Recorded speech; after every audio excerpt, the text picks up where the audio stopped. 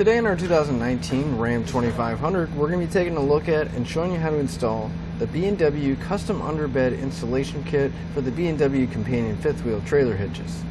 This fifth wheel installation kit is designed to let you install your B&W fifth wheel Companion trailer hitches. The underbed design of this kit allows for full truck bed access, and when you're ready, it's under 5 minutes to convert your empty truck bed into a fifth wheel hitch.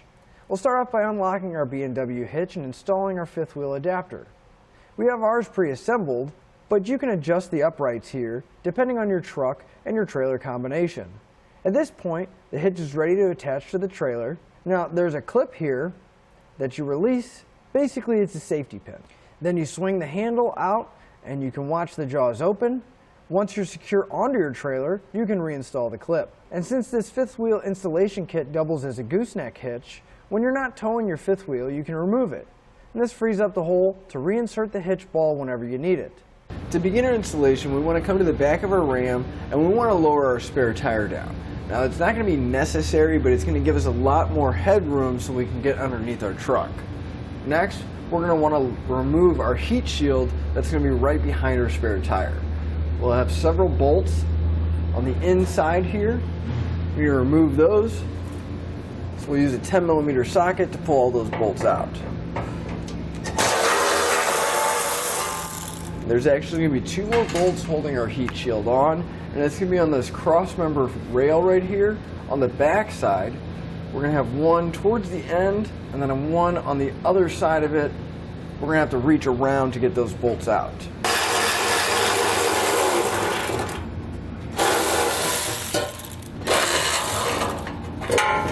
And we'll set this aside so we can reinstall it later.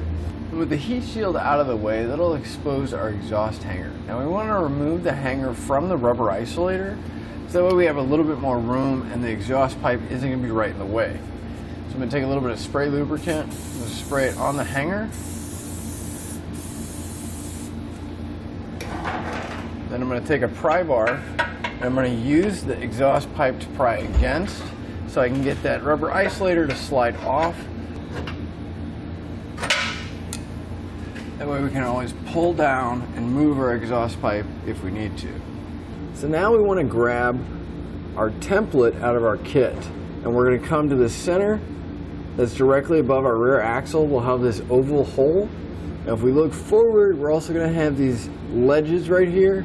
We'll have a round hole towards the passenger side front. Well, the idea of this template is that we want to line up this hole, this oval hole, with the hole that's going to be towards the passenger front, but we want to be on top of this plate here. So if we come in front of it, we'll lift it up, sliding it over the top.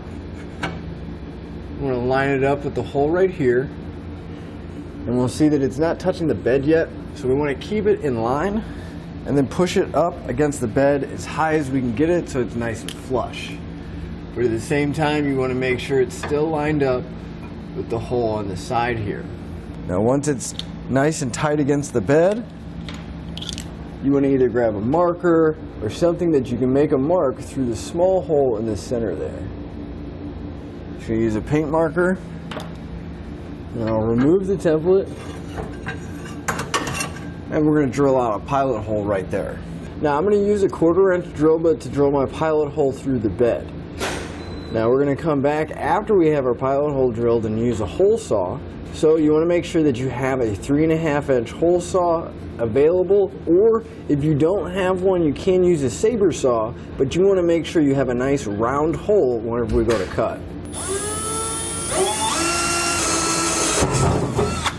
Now we can move up top and enlarge the hole to the final size. Again, I'm going to use a 3.5 inch hole saw to drill out that hole. And whenever you are doing it, you want to be just kind of careful, go a little slow, because you don't want your hole saw to start skipping around, scratching your bed.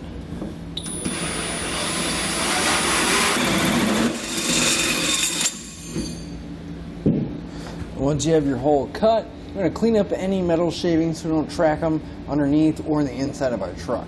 And I like to go back and I like to put a little bit of spray paint on the exposed edges. That way hopefully it doesn't cause any rust or corrosion down the line. Now since we don't have a bed liner, I'm just going to be using clear spray paint. But if you have a bed liner, you can use black or clear, or basically whatever color, but this way it'll protect it, but we're not going to change the color of our bed.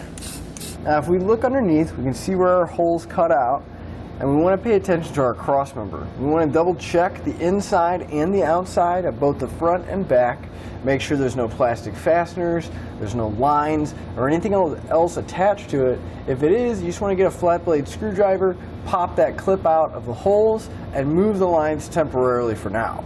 Now in our kit, we're going to have two of these plates. They'll have two nuts welded onto them, and then on the bottom of the nut we'll have this little flange. We want to put this above our cross member, and if we look, we're going to have several holes on each side. The two nuts are going to line up with the two outer holes here on each side of where we drilled, and we want to slide this on top of the cross member. Now it is a very tight fit, so you're going to want to come from the back or the front, and if we look up at the bed, we'll see we have a high spot and we have a low spot. If we start it in the high spot, we'll have more room and we should be able to slide the plate in there. But again, it's very limited, so you're just going to have to get a little creative on how you can swing that plate in there and getting it in. Once you get it past the cross member, there is a little bit more room, so don't worry about it getting stuck, because once it gets above, we will be able to move it around. Once you have it in above the cross member, you can see we got plenty of room to move it. We just want to get it as close as we can to line up with those holes so we can see the threads coming through. Now we're going to have another one of those plates and the same holes on the other side of this cross member plate, and we want to put that in as well. Now we're going to get ready to put our center section in place, but it is rather heavy, so you may want to get an extra set of hands, and I'd like to go over the combination of hardware just to hold it up before we get it in there. So we're going to lift it up, and these four holes that are on these flanges on our cross member here, those are going to line up with four holes that are in the hitch itself. We're going to use these large black bolts. We'll go through the cross member and into the hitch, and I'm going to be using at least two of these mounting locations just to hold it up for now. So we'll grab our center section. You want to make sure this little handle piece is going to have two square holes that need to be going towards the driver's side, and we want to have the socket facing up. So we're going to lift it up. Kind of want to start going over your exhaust. And there are some lines in the back here, so you kind of want to be careful, push them down out of the way. Lift up the center section, and you can see where those bolts are going to line up. I'm going to have an extra set of hands, at least put one bolt in there for me, so I don't have to worry about the hitch falling down. And we're going to use the same combination of hardware for all the remaining holes, the two on each side for the nut plates, and the two on the front of our cross member. You just want to be careful when you're starting these on the end here, because you don't want that nut plate to turn. And if it does, just very carefully want to turn it back so you can get both holes lined up. If you need to, you can grab the top of the handle and maneuver it whichever way you need to. It makes it a little bit easier to get the bolts started. And once you have all your hardware loosely in place, you want to come back up to the top of the bed, double check that your hitch is centered in the hole that we drilled, and we go back underneath and tighten everything up. Now when I go to tighten up my hardware, I'm going to tighten up the bolts that are going into those nut plates first, going vertically. I'm going to use a 15/16 socket, and it will help if you have a swivel and an extension.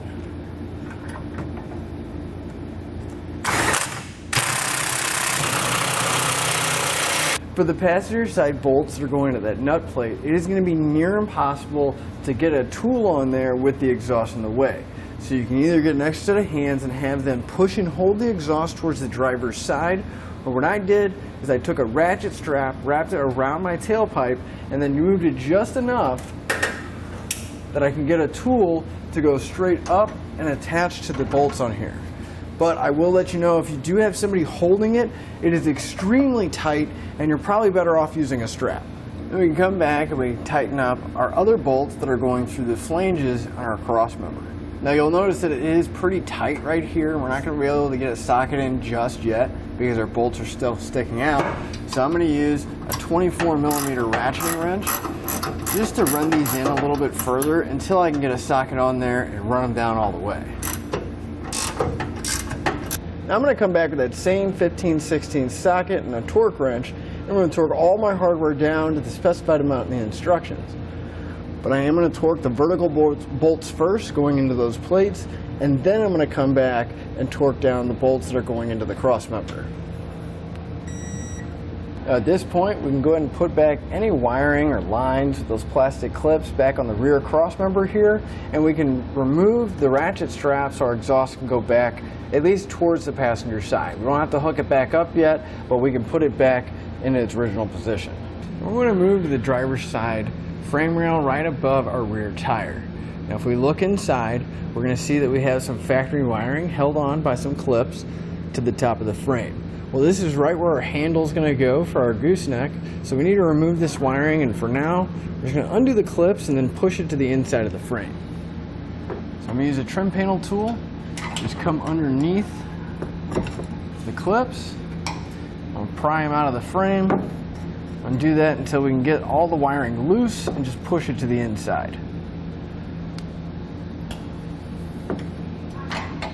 Should just be a few clips holding everything in. Be able to just push it out of the way for now, make sure it's not going to interfere with anything. At this point we want to grab our handle. Now we'll notice we're going to have 4 square holes in it. That needs to get fed into the underside of our truck, but you want to make sure that you're clearing the wiring that's underneath there and that the handle is flipped up. We don't want to have our handle pointing down. We want to make sure that our handle's flipped up and we clear the wires as we feed it in. Now we just want to have it resting in there right now. We don't really need to get it in position because we got to go underneath and bolt everything up. So here's our handle where it came through from the outside of the frame. Just want to make sure you're clearing all those brake lines and electrical cables right here. So we want to grab our bracket and we're going to line up these 2 holes with our handle on the very end. We want to make sure we use the very furthest holes towards the end of the handle to bolt it up. So you want to make sure you clear the fuel tank strap right here, but you want to line up your handle with your bracket. And coming from the top, I'm going to drop down these carriage bolts through the handle and then make sure it goes through the bracket as well. Then on the other side, we're going to loosely secure a flange nut, just tight enough just to make sure that that bracket will stay secure and it's not going to fall. Now we do have 2 holes, so I'm going to put another carriage bolt and another flange nut in the other hole. Now we'll see that we have a handle section here on the actual center section of our gooseneck. Those 2 holes line up with our handle bracket, and we're going to use the same kind and combination of hardware. I'm going to pull the handle out just a bit, just enough to where I can get my carriage bolt to squeeze in. You just want to be careful and watch your fingers. If you're pulling it out, you don't want it to come back and snap you. We'll drop our carriage bolts in, line up our bracket, pass the bolts through, and then use those same flange nuts, just loosely get them in place for now. And you just want to come back with the 9/16 socket and tighten up your bolts and torque them down with the specification in the instructions. And we'll come to the wheel well liner now that the handle is all hooked up. We'll grab the handle, pull outward, and we're going to push it towards the front of the truck. At this point, we want to move into the bed, and we're going to grab the ball. However, we want to make sure that the handle is in and engaged so that the ball doesn't drop all the way down. So we should see that rod going through the hitch. But we'll just place the ball on top of the rod. Then we're going to grab our safety chain U-bolt drill kit guide. We'll slide it over the ball. And you want to make sure that the larger section is facing towards the tailgate. And you'll see how it's just going to fit on there. And we'll have 4 holes, 2 on each side. And we need to mark these 2 locations on each side so we can drill them out. I'm just going to use the template. I'm going to go through the cardboard. I'm just going to use my drill bit just to make a mark in these 4 locations. Just enough to know where I need to drill. Now we can remove the template, move the ball out of the way, and we're going to drill out these 4 locations with a small drill bit to get our pilot hole started. Now 2 of the locations are going to go through the bed, but we're also going to have to go through the cross member. So the 2 holes towards the cab should go straight through, but then the 2 towards the back of the tailgate, go through the bed and we'll feel it stop.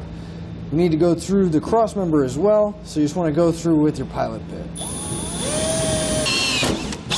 Now I'm going to come back with an 11/16 drill bit and enlarge all 4 holes to the final size.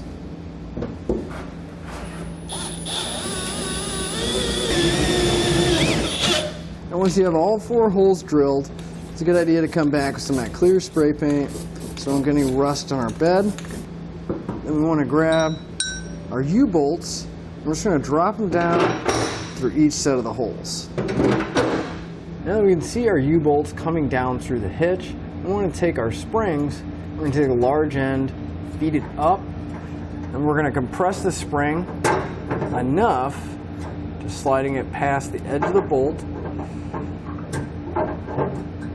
We'll compress it up enough, high enough, that we can get a nut started on the bottom.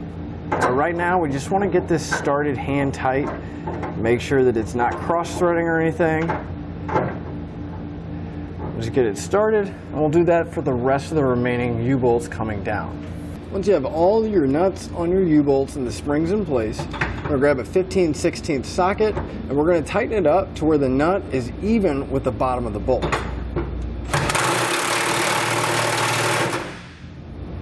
Just like that. And we're going to repeat that for all the remaining nuts we have. Now with our hitch all torqued down and everything tight, we can start putting our exhaust and our heat shield back in place. Now I'm actually going to remove the entire rubber isolator off of the post. Just be a little bit easier to put back on rather than trying to fight that one post to slide it onto. I'm just going to take a pry bar, pry it the rest of the way off so I can get everything lined up and not have to fight it. I'm going to spray a little more lubricant on there, and now I can line up all 3 of those just a little bit so I can get them started. I'll use my pry bar to help get it back in place. Once we have it started, should be able to push it back on by hand the rest of the way. Now we can just start putting all the hardware back for our heat shield, making sure everything lines back up. I like to get everything in loose by hand, that way if I need to move it or make any adjustments, I still can. Just want to be mindful of this cable here, don't want to get it trapped behind the heat shield. All we have to do now is put our spare tire back. That'll finish up your look at the custom underbed installation kit for B&W companion 5th wheel trailer hitches on our 2019 Ram 2500.